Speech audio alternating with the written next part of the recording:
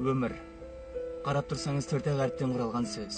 Бірақ осы төрт әріптің ішінде қаншама мағына, қаншама сезім, қаншама құбылыс пен қасірет жатқанын білсеңіз ғой.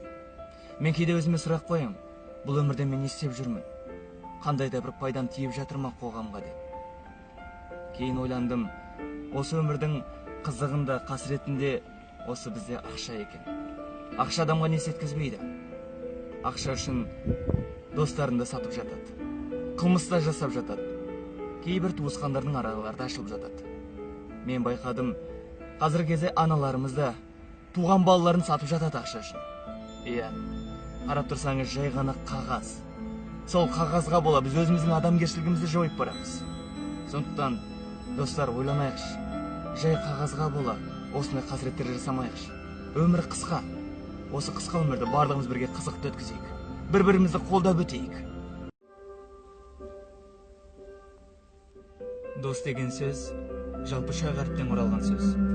Бірақ осы үш әріптің ішінде қаншама терең мағына жатқанын білсеңіз ғой. Қазір кез келген адамнан сұрасаңыз, досыңыз бар ма десе, иә, менің достарым көп деп мақтанып жатамыз. Бірақ осы көп достардың ішінде терең үңіліп қарасаңыз, адал достарыңыз аз екенін байқайсыз. Достық қуанышты да қайғыда бірге көреміз. Сол достарыңыз жай ғана қолдағанның өзі қайда артық жатыр. Қандай қызық бірге жүрген, бірге оқып, бірге күлген. Ұмытылмас еш уақыт достарыммен бірге жүрген. Иә, досым көп деп мақтанамын. Бірақ нағыз достарымды мен қатты сағындым. Адамды үндемейді деп, аузыңызға келген нәрсені айтып басына беруге болмайды. Себебі үндеме ол сыйластықтың белгісі. Егерде жақындарыңыз сізді тек қиындық сәттерде ғана іздесе, сіз оған ренжімеңіз. Керісінше қуаныңыз. Себебі олардың өмірлеріне қараңғылық басқан кезде, сіз оларға шам секілді жарық нұрыңызды шашасыз. Сондықтан бұл өмірде барлығымыз бір-бірімізге жақсылық қана сыйлайық. Себебі жамандық бұл өмірде жеткілікті. Кедейді кедей демеңіз, ол олай мәңгі өтпейді. Байды бай қой демеңіз, оған да бір зат жетпейді. Тақырды тақыр демеңіз, күн шықса ол да көктейді. Сабыр ет досым, барлығын Алланың өзі реттейді. Өмірде достар көп, бірақ ол бір күні сені сатып кетеді. Сүйген адамың бір күні сезім өзгереді. Тек бір-ақ адам ғана бар, ешқашанда сені сатпайды, сезімі де өзгермейді. Ол сенің анаң. Қанша ренжісең де сені кешіреді. Сондықтан аналарымыз күнгі адамзатқа сөзімде жоқ. Қасіретін көретін көзімде жоқ. Балалары тастаған қарт қария, оларда одан басқа төзімде жоқ. Сол атана, қап міне, өзімде жоқ, деп айтатын елімде жетімдер көп. Білсе еді, келін мен балам алғын, қияметте басылар төсіңе шоқ. Қартайғаның мінезі бала болар, әлі жетпей әрісі шала болар.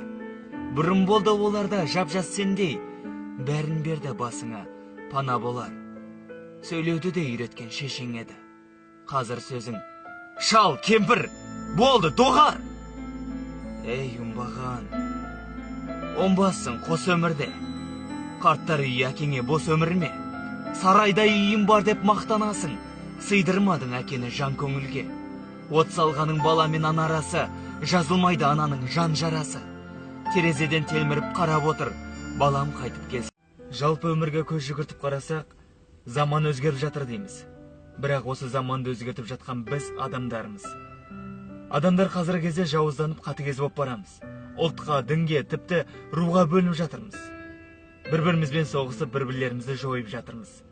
Қарап тұрсақ, сол христиан, будда, мұсылман, барлығы да сенетін бір Алла ғана. Тек жолдар әртүрлі. Алланың алдында барлығымыз да теңбіз. Қазір діндерді қойып, бай мен кедейге де бөлінеміз. Кедейді кедей қой демеңіз, ол мәңгі олай өмір сүрмейді. Байды бай қой демеңіз, оған да бір зат жетпейді.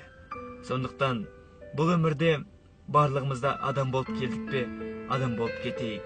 Бір-бірімізге жақсылықтар ғана тілейік, жақсы сөздер жазайық, жақсы тілектер айтайық.